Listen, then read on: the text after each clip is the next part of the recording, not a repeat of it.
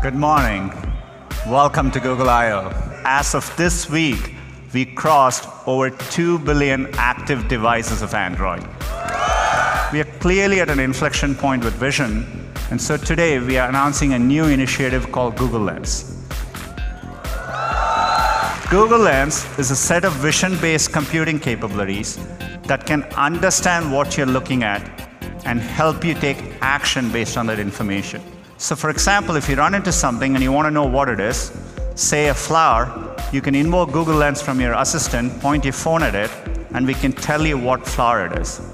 Or if you've ever been at a friend's place and you've crawled under a desk just to get the username and password from a Wi-Fi router, you can point your phone at it.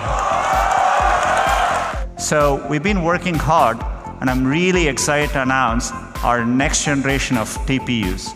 Cloud TPUs, which are optimized for both training and inference. Each board is capable of 180 trillion floating point operations per second. And we have designed it for our data centers so you can easily stack them. You can put 64 of these into one big supercomputer. We call these TPU pods, and each pod is capable of 11.5 petaflops. So cloud TPUs are coming to Google Compute Engine as of today. We are excited about designing better machine learning models, but today it is really time-consuming. We want it to be possible for hundreds of thousands of developers to use machine learning. So what better way to do this than getting neural nets to design better neural nets? We call this approach AutoML. It's learning to learn. But the most important product we are using this is for Google Search and Google Assistant. So today, we're adding the ability to type to your assistant on the phone. Soon, with the smarts of Google Lens, your assistant will be able to have a conversation about what you see. I just tap the Google Lens icon, point the camera, and my assistant can instantly translate them into English. And now, I continue the conversation. What does it look like? These pictures should match. All right, it looks pretty yummy. Second, the assistant is becoming a more connected experience. And today, I'm excited to announce that the Google Assistant is now available on the iPhone. We think the Assistant should be available on all kinds of devices where people might want to ask for help.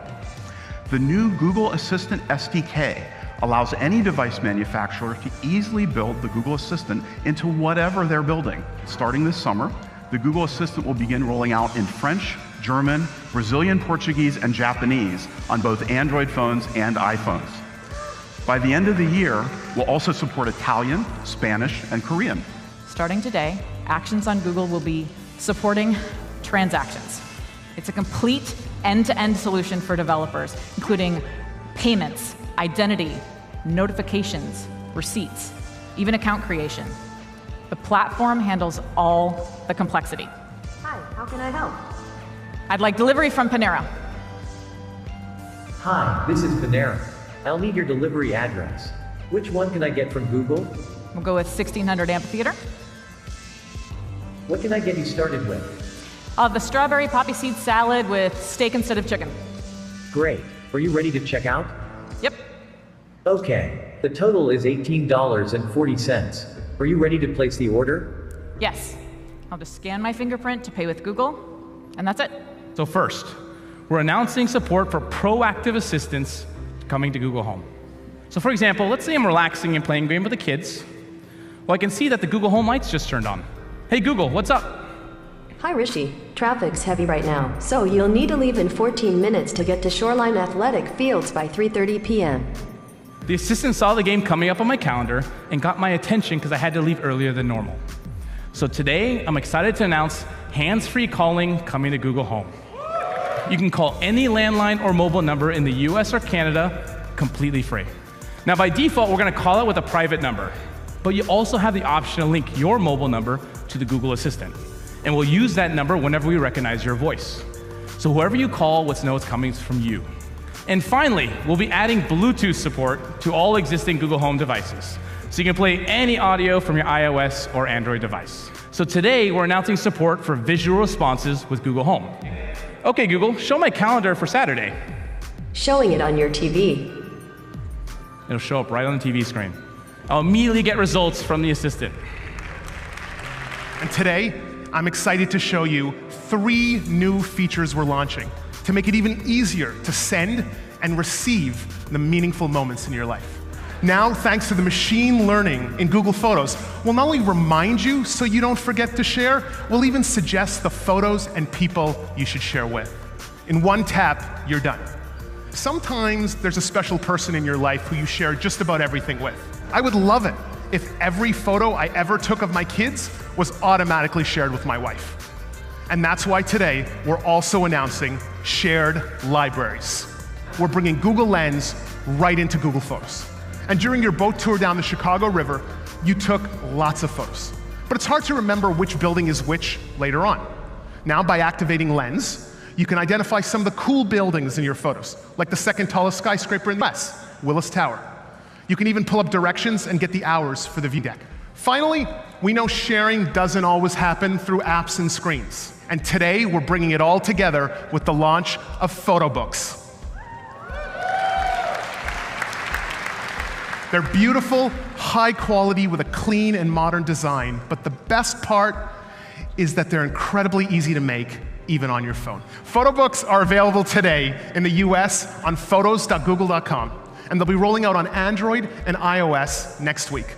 Today, we want to walk you through 2 themes in O that we're excited about. Jump straight in and walk through 4 new fluid experiences with live demos done wirelessly. What could possibly go wrong? My kids recently asked me to build a lemonade stand, so I opened up YouTube and I started researching DIY videos, and I found this one. At the same time, I want to be able to jot down the materials I need to build for this lemonade stand.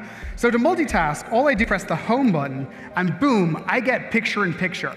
You can think of it as a kind of automatic multi-window. I give it out of the way, I can launch Keep, I can add some more materials, so I know I need to get some wood glue, like so.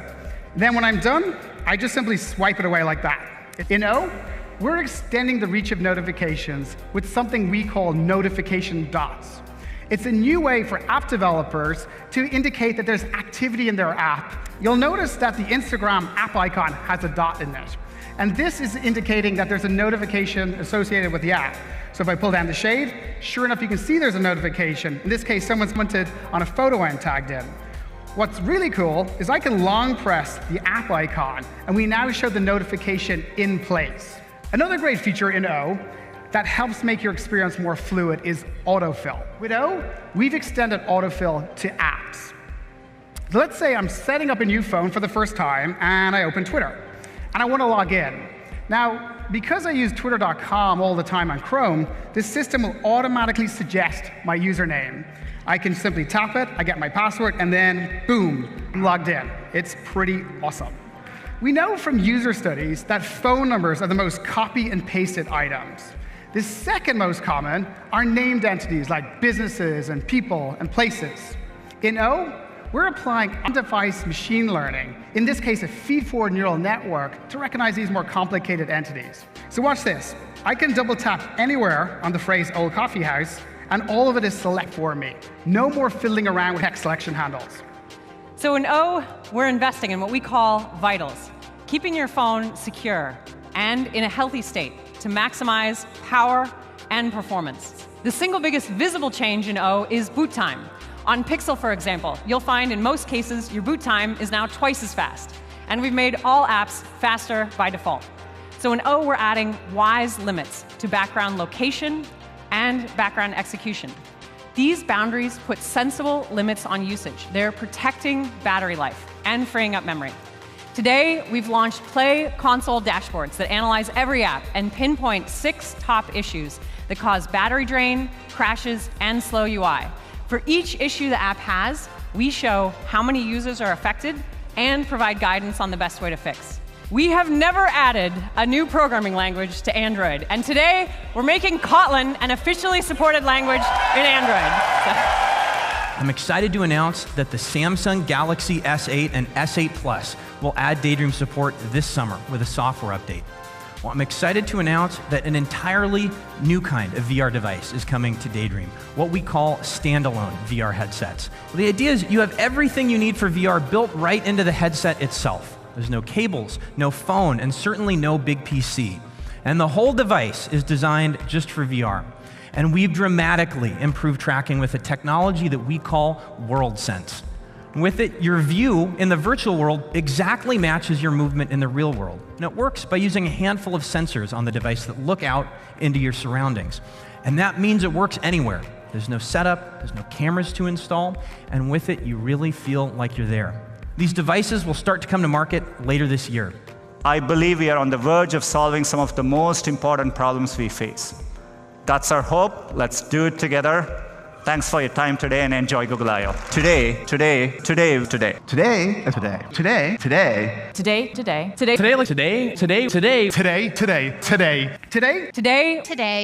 Today.